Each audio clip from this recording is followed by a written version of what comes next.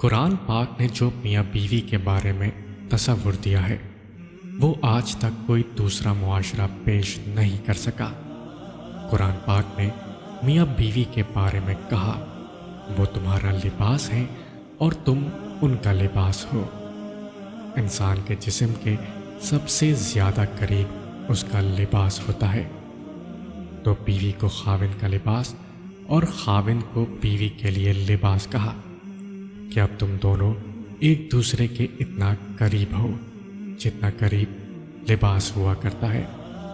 اب بتائیے، قرب کا اس سے بہتر تصور کوئی دوسرا معاشرہ پیش کر سکتا ہے؟ شوہر کی ناقدری اور ناشکری اکثر عورتوں کی فطرت میں ہوتی ہے۔ اگر ساری عمر بھی اس پر نوازشیں کرتے رہو لیکن کبھی کوئی کمی رہ گئی تو وہ یہی کہے گی کہ تم نے میری کون سی بات سنی ہے۔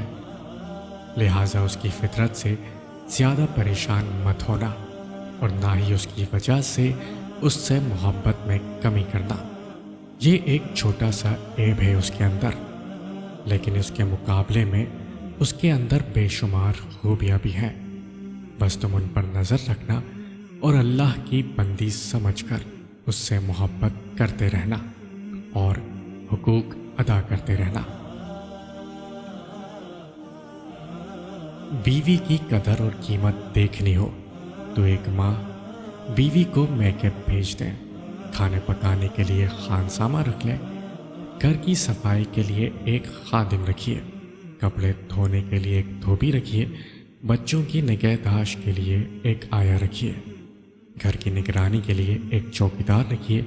ان تمام ملازمین کی فوج کے باوجود گھر کا نظام ایسے نہیں چلے گا جیسے ایک بیوی چلا سکتی ہے۔